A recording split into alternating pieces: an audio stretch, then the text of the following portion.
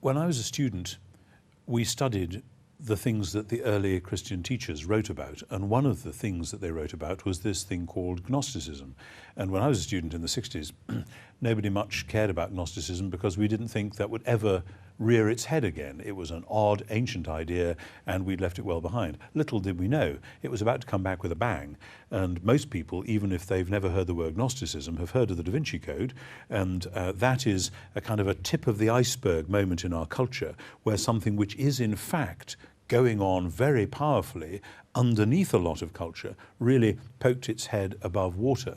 And the point about Gnosticism is to say things are not what they seem. The outward things that you can see are deceptive, and that actually there's a conspiracy going on, and the powers that be are actually very dark and very uncomfortable things. And within yourself, if you look within yourself, you'll find that there's a spark, a divine spark, which is somewhere inside you, which your outward trappings, your background, your upbringing, etc., have probably squashed and encouraged you to squash, and you must now let it out. And so this conspiracy theory comes in many shapes and forms and sizes. One of the most popular is to say, well, in the early church, Jesus was really a teacher of this hidden wisdom, discovering the divinity within you, rather than this very Jewish idea of the kingdom of God coming on earth as in heaven. After all, earth is a place of shadows and dark deceptions, and we surely have to escape from this earth and find the heavenly life instead. And so when people have said this, they've said, well, we've discovered now quite a lot of these Gnostic Gospels. There was a great discovery of them in Egypt in the 1940s at a place called Nag Hammadi, and particularly famously the so-called Gospel of Thomas. And these are not stories about Jesus coming and announcing that God is becoming king on earth as in heaven.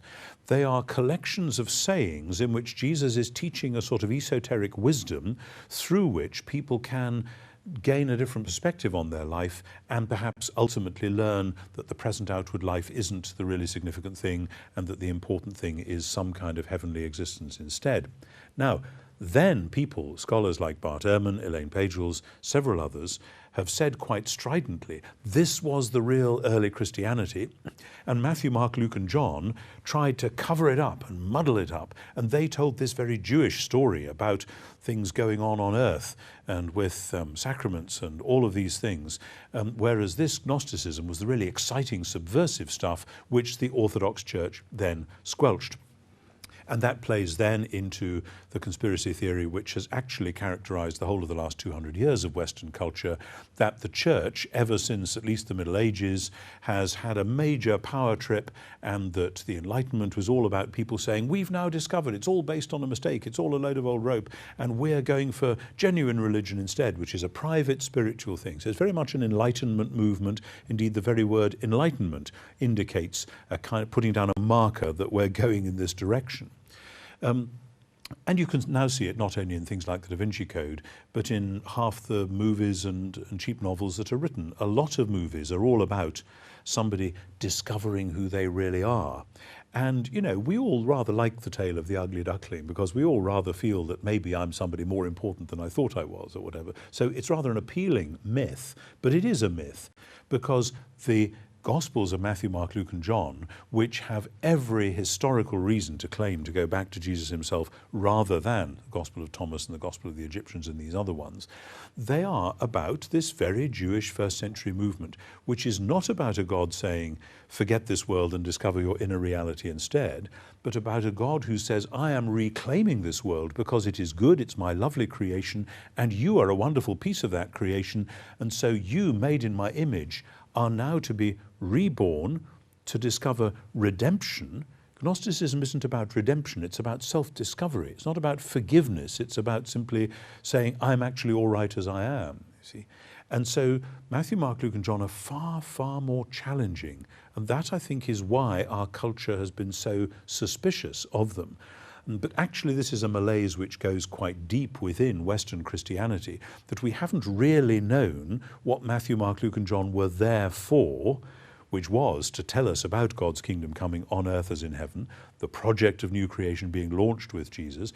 And so we have, in a sense, left our blind side open to the Gnostic attack. And when now it's so popular in our culture, many Christians don't really know how to undermine its claims and simply try and wave it away. But it's very important we recognize that the attack on Gnosticism has to be based on creation, on resurrection, on the love of God for creation. And let's not forget, just as a tailpiece, in the 2nd century, according to Ehrman and Pagels and people, what you see is these Christians on their way to being orthodox, on their way to being socially conformist to a great established church, and the Church of Constantine and so on. And we must not forget that in America particularly, Constantine is just a very bad thing, because for them any idea of an established church is a complete no-no. You know, they don't actually understand how it works, but still. And that it was the Gnostics who were being persecuted and who were suffering at the hands of these Orthodox Christians. In fact, when you look at the 2nd century, it isn't the people reading the Gospel of Thomas and so on who are being thrown to the lions and burnt at the stake and sawn in two. It's the people who are reading Matthew, Mark, Luke and John and Paul and Revelation, all the rest of them. And the high point of that is Irenaeus, who goes to be Bishop of Lyon in the late 170s of the 1st century. And his predecessor as bishop and several others had just been martyred, not because they were teaching people to discover their inner divine spark. That would have been quite all right. Caesar isn't bothered about that. But because they were preaching Jesus and the resurrection.